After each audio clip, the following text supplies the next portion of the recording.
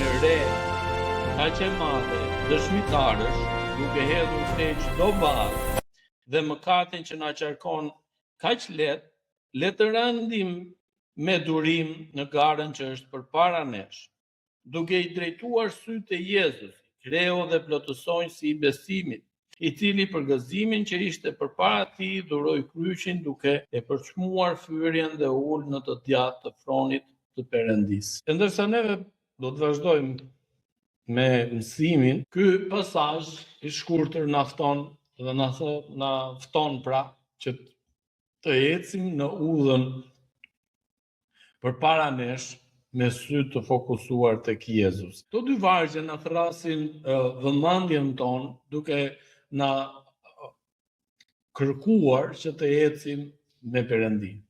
Por gjithashtu pjesa kur fillojmë vargun 2 thot, pjesa e fundit e vargut të parë thot, ecim në udhën që është përpara nesh, duke fokusuar vargu 2 me sy tek Jezusi. Kjo shprehje me duke fokusuar me sy tek Jezusi na tregon qartë që çdo mendim i ynë, çdo gjë e jona të jetë e fokusuar tek Perëndia.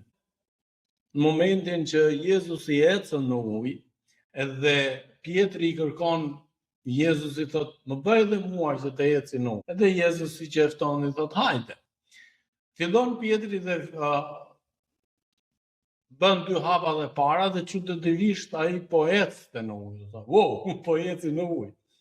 Edhe në momentin që tha këto fjalë dhe hodhi syt poshtë, filloi të zhytej brenda. Sepse e shkëputi fokusin e tij, e shkëputi shikimin e tij nga Jezusi.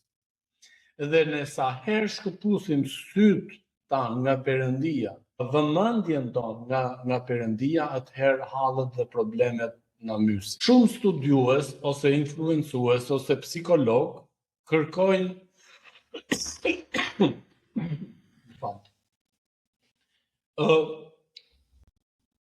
sepse tash më kanë dalë dhe këto rrjetet sociale me videot e tyre motivuese, i ftojnë njerëzit që të kenë parasysh të paktën 6 rregulla për të menduar pozitivisht në mendjen tënde.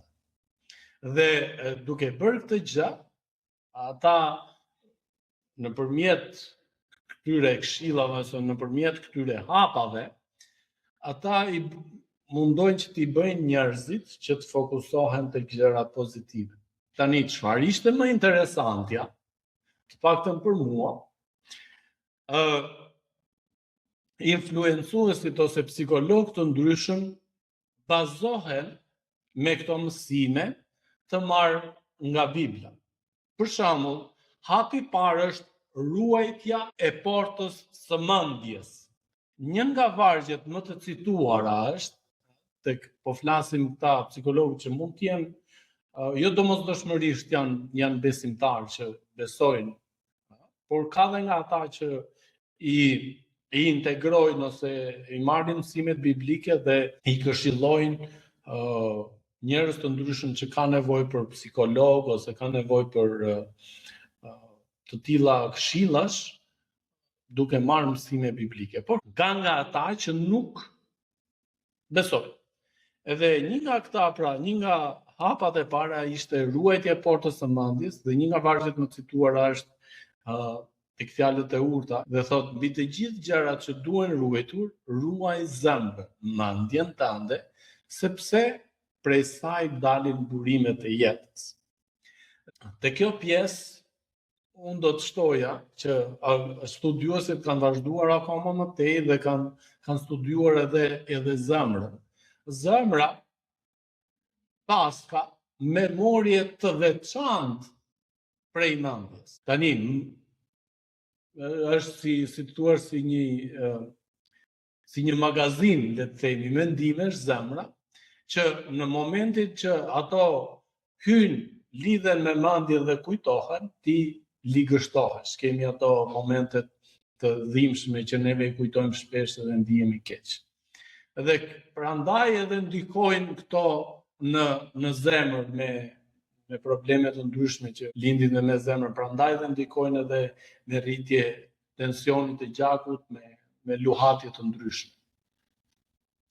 Pra, dhe zemra ka 40.000 qeliza që quhen memorite duke, dhe këto bëjnë të mundur që të ruajnë memorje ose sekuenca pjesë të ndryshme nga jeta, pra që ose kanë nga ato që janë shumë të gëzueshme, ose kanë nga ato që janë shumë të hidhura. Por ndodh në të dyja rastet, ju e keni vënë re edhe kur ke një moment të gëzuar që ke kaluar me dikë, ti qam, të mbushën syt me lot. Pra influencuesit e sotëm e përkthejnë këtë si dietë mendore, ashtu si që bëjmë kujdes me ushqimin, thonë, duhet të bëjmë kujdes me atë që lejojmë të hyjë në kokën tonë. Pra lajmet negative, thashethemet, krahasimet në rrjetet sociale. E dyta ishte ligji i mbjelljes dhe i korrjes. Vini re që janë shumë të ngjashme me Biblën, ose i kanë marrë nga Bibla dhe i kanë integruar në mësimet e tyre. Shkon ka marrur me këtë lloj studimi dhe me këtë lloj zbulimi. Shpeshherë ka njerëz që ja japin të drejtën e autorit Biblës, ka nga ata që nuk ja japin. Ky parim thot se çfarëdo që njeri mbjell, atë edhe do të ka. Ne kemi atë fjalën tonë turp popullore, çfarë do të mbjellësh do të korrësh.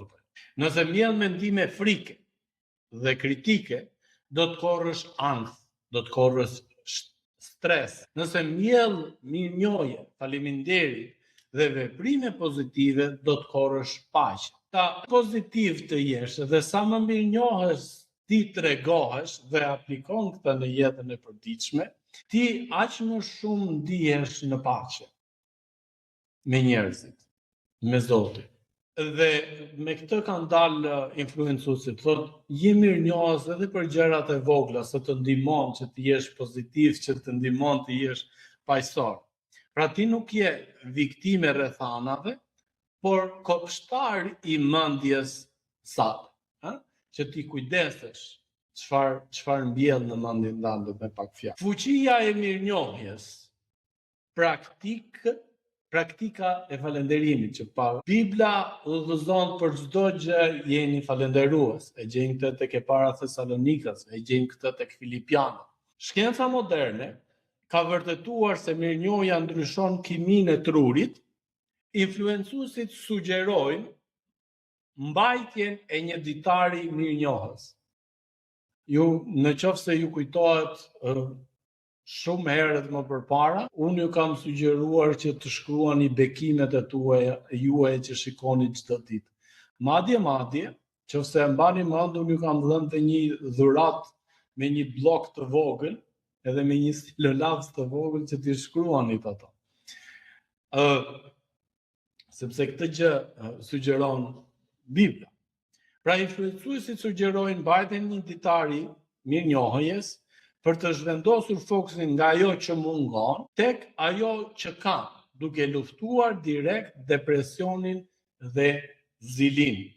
Pra duke ndikuar pozitivisht në mendjen tënde, por gjithashtu duke punuar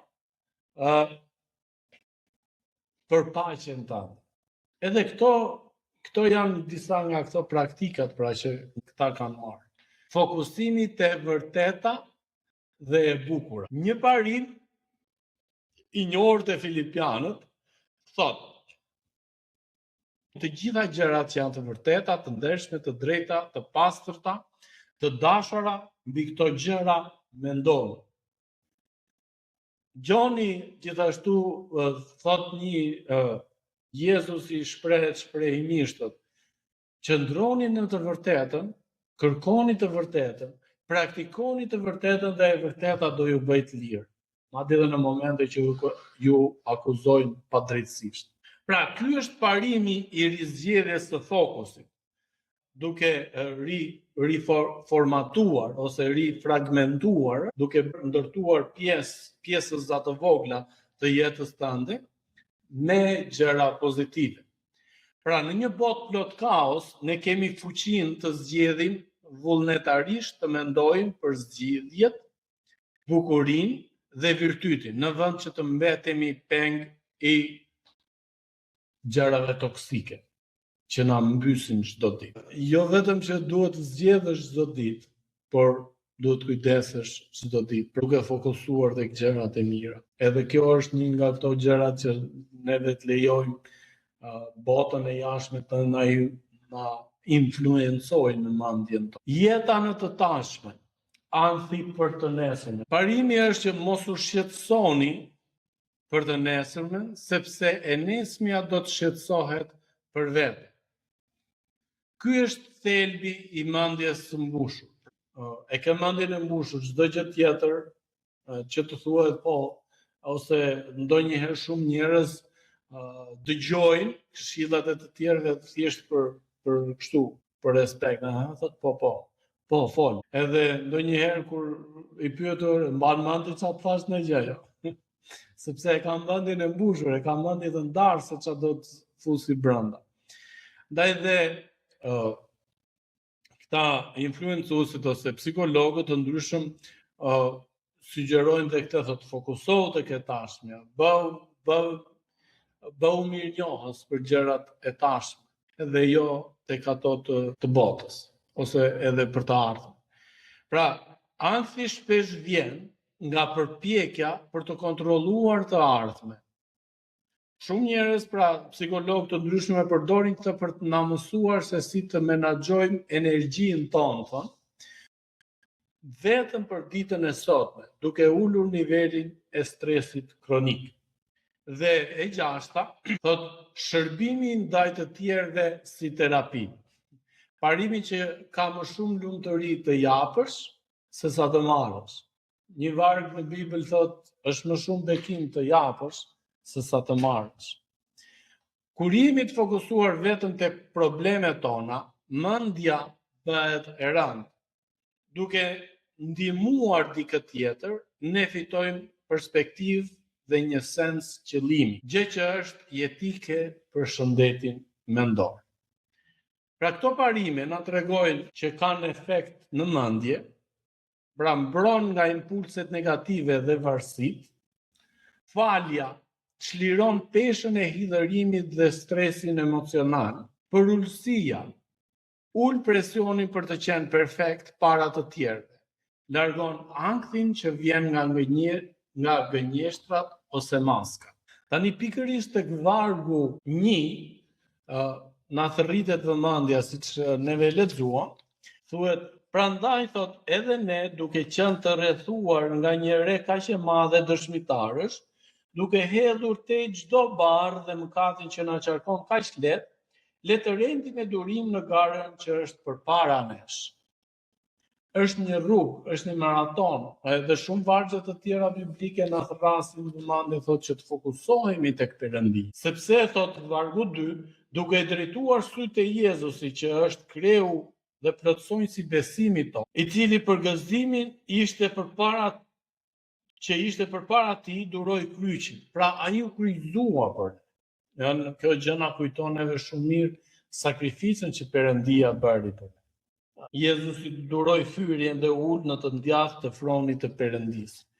Kjo është për ne një shpresë shumë e madhe, në fakt, që ne kemi nevojë. Ne kemi nevojë të fokusohemi tek Perëndia çdo ditë, sepse betejë është shumë e madhe.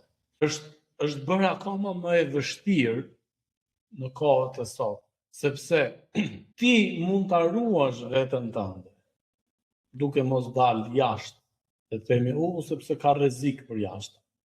Ndërkohë që ti ke telefonin, ke kompjuterin, hyn në internet dhe këta njerëz të ndryshëm ta bombardojnë mendjen tënde duke ndikuar negativisht dhe duke të sulmuar në mendjen tënde, edhe shumë njerëz kanë arritur në ekstreme, sa kanë marrë jetën e tyre. Kjo gjë mund të ndodhi edhe me fëmijët e tu. Ti i mbron nga bota jashtë, ndërkohë që ai tashmë të ka hyrë brenda. Shumë njerëz bëjnë shaka që turku për 500 vjet u mundua që të pushtonte Shqipërinë dhe nuk arriti dot. Tashmë turku po e bën, e ka pushtuar të Shqipërinë me telenovelat e tyre turke në te klani, nga mëngjesi në darkë, edhe mesnat po ta çosh atje fillon ripërsëritje. Edhe ata që kanë filluar me shprehje beçimsaz me ato shprehje turke. Pra, kjo është një mënyrë se si të sulmojnë mendjen tënde, të sulmojnë shpinën tënde. Duke të sulmuar ty çdo ditë, e bën të mundur që të fokusoj ty tek gjërat e tyre. Edhe kjo bëhet çdo ditë avash, s'ka problem thot. Le të vazhdoj kështu. Ai vazhdon me ato shprehje të vet. Njerëzit kanë tendencën të kërkojnë gjërat qesharake, gjërat që janë tallse, gjërat që janë për të qeshur për momentin. Por në fakt e vërteta qëndron ndryshe. Lufta është shumë e madhe. Ndaj dhe Pali na thërret vëmendje tek Efesianët kapitulli 6, ku thotë vishni armatimin e Perëndis. Edhe një nga armatimet është helmeta, pra e mendjes tënde që ti e mbron atë me fjalën e Perëndis. Ti vesh parzmoren e besimit, pra çdo gjë tjetër është nuk deporton dot. Ky është realiteti ku neve ndodhemi sot. Neve mund të themi që ne kemi të gjitha kushte. Kjo është e vërtetë. Por me kushtet që të gjitha që neve kemi, vinë edhe sulmet janë më të frikshme. Sepse shumë njerëz ndikohen nëndërisht dhe bëjnë veprime ekstreme. Bëjnë veprime që mund sulmojnë edhe të tjerët, bëjnë veprime që mund edhe keqdashëse për veten. Zgjedhja është tek ne. Ku do të fokusohemi ne? Me kë do të ecim ne në udhën tonë? Sepse neve po ecim, ne po jetojmë. Po kë do të zgjedhim ne? Edhe ajo që është më e rëndësishmja është për fëmijët tanë. Kë duam ne që të influencojë në mendjet e tyre? Botën, sepse po ta lesh fëmin jashtë me botën, fëmijët ndikohen negativisht edhe bota e brendshme, telefoni e këto. Tani është koha që neve të influencojmë pozitivisht tek familjet tona, tek njerëzit tanë, tek të afërmit tanë. Sepse në qoftë se do të lejojmë botën, bota lufton fuqishëm. Është shumë e egër. Nuk kërkon thot ta lej në paqe, çik lere se u lodh ky tani, edhe ta lem sa të marri veten në prap vjen ti bjen prap. Por derisa të marri shpirt. Prandaj dhe Perëndia nuk e do këtë gjë. Fokusoheni tek unë. Sepse unë jam i mirë. Sepse barra ime, thot Jezusi, është e lehtë. Më jepni barrën tuaj, merrni barrën time. Sepse unë mbaj të gjitha të. Paqja dhe hiri i Perëndisë qoftë me gjithë secilin prej jush. Zoti ju bekoftë dhe Zoti ju dhënë paqe, Zoti ju dhënë forcë, Zoti ju dhënë qetësi.